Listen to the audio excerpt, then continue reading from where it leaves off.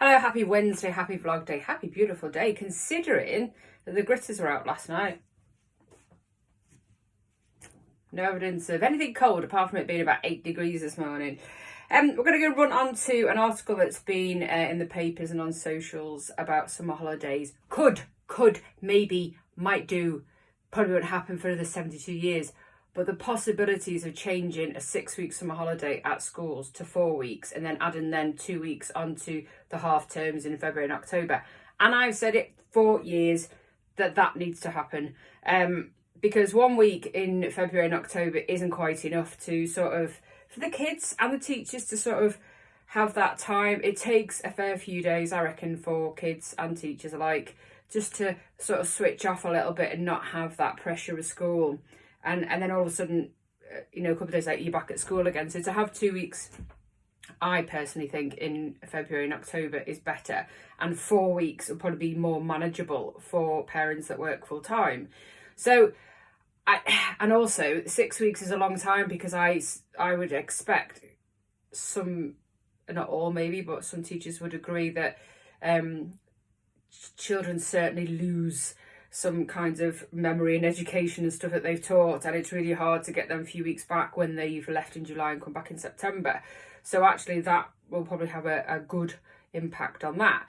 But I've said it for years, I've said it for absolute years that that's what needs to happen, but nobody listens to me. I say many things.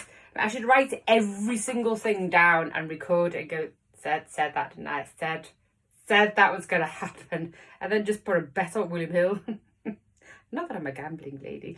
Nice to read this morning that Julie from our lovely Slimming World group in Garforth and Sally, who run the groups in Garforth from the Working Men's Club, they've partnershiped with Diabetes UK, which is only a brilliant thing, isn't it? I think it's really, really good. Slimming World seems to be just around for years, and people always have success. As far as I'm aware, have real good success with Slimming World. And people, it's just it's there the time for you to go back and then pull away once you feel you're happy and healthy with who you are when you've been, and then you go back again. And it's just that little institution that's always been there. So for them to partnership and have a relationship now with Diabetes UK is a really good thing, I think, especially for people who are living with diabetes, or people who have they're on the borderline of diabetes, for their life to hopefully be a bit healthier and go forward. Because it is about, it's not you have got diabetes, it's a real serious thing. It's like obesity, it's like diabetes, it's a thing. It's not something that you are, it's a thing. So hopefully them two collaborations will be really good with each other, a good relationship, I think. If you have a look at Slimming World with Julie, or Slimming World Garforth with Julie on Facebook, you can find out all the classes at the Working Men's Club there. There's quite a few with the lovely Sally as well. You will have seen we've shared one of their events that was on last Saturday, which we plugged, with the Little Town Brunch Club, and they're popping up all over the place at the minute. There's one coming up at the end of March. I think it's a bank holiday. There's another one at Thorpe Park, and they're popping up everywhere. So little pop-up nights, like 80s nights and 90s nights, and they look really good. So keep your eye out. It's the Little Town Brunch Club, and I love a little pop-up, because it means that someone hasn't got to be established in a town, but they can just find where there is a community place to use, which is brilliant. I think it's a great idea. As you all have seen, Floors and Snores have now moved. They've not gone away, they've just moved. So where you've got La Bella Vita on Barley Hill Road, and they used to have the shop where Walton School of Dance is on the corner, because there used to be Golden Carpet years ago. So just a bit further down, where it looks like you can never go, they've just got their warehouse there, so they're working from there. So they're still going, they just don't have the presence of a shop. Garforth Town seems to be doing well with regards to fans. It definitely seems to be growing, which is brilliant. And if you follow them, it's really important, I think, to follow a grassroots team. If we've got one, we've got a huge stadium, and it's a really good way of introducing your children to football. Not only is it for my son's got a season ticket, and he's 14, and it was a tenner for home games only, and it's such a brilliant idea to not only support your community and home team in a really, really good stadium, but also to introduce your children to perhaps football, and it's not going to be too painful on the purse and the wallet.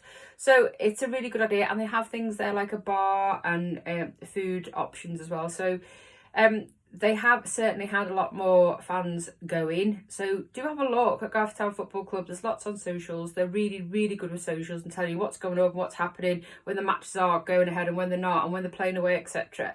And it's a really good social page to follow, so do so. Lots of renovations. When I say lots, there's a little bit of renovations going on at Quirky Ales.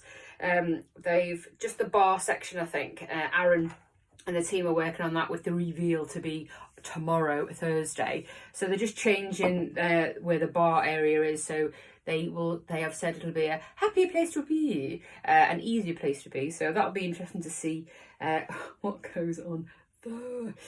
Repair Cafe on Sunday at the Welfare Hall. I wish Eco-Friendly Garforth would just share it a little bit more. Come on, get them people come in, show how more important it is for the fact we've got Repair Cafe is amazing. So it's on 2 to 4 at the Welfare Hall. Like we've always said, take something that you can carry. There's lots of volunteers there, and it is getting better each time. Just need to shout out about it a bit more. So that's on this Sunday. And then coming up, we have got the blog back on Friday. It's the first Friday of every month, which I'm now doing, which has actually been a lot easier for me to do it that way, and hopefully I can collate some information.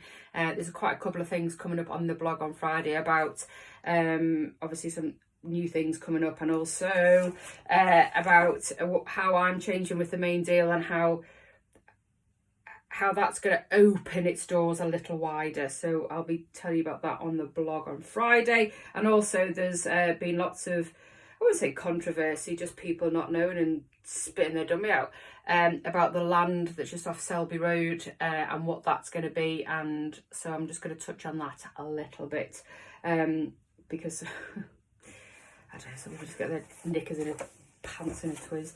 Anywho, most importantly, I want to touch on the lovely Cielo, which will be their last day on Saturday as a full-time cafe. I will be down there with some friends. Not got any times yet, so please do. I think they're going to be open all day. I don't know what time things are going on, but it's going to be a bit of a hurrah type. And it is going to be sad. I think it's going to be a very emotional day for them and us and people that have gone since they were open when it was Baraka, and then Cielo, and then Clo. People never got Cielo right. It was like yellow, yellow, the colour, Cielo. And then people, just so many names it's been called over the years, but that just makes it fun. And then it obviously went to Clo. So it'll be a really sad day for them. So please make the effort and come down and say hurrah, ta-rah. Hurrah for such a fabulous business being on the high street for nearly 16 years. And if you go and have a look at their socials, they've put up fabulous pictures of the staff and volunteers that have worked there. And either Linda or Nick had put up this morning, which just shows what a small local independent business can do. They've had 242 employees in that time, plus volunteers that they've helped, there's been lots of kids from the academy work there. There's been lots of people with special needs who have been able to get some experience within the cafe, whether it was cleaning or helping or tidying or making coffees or serving, just giving them a little bit of a skill. And it's been one of the best businesses that we've had on the high street. So to see it go, just I could swear that the energy is literally kicked their arse. The energy bills and the cost of everything just kick small independent arses, and it makes me so angry and so upset and so frustrated because there's feck all we can do about it. And it really, as you can see with the tone of my voice, really annoys me and upsets me. So please go on Saturday, go and give the Castles a hug.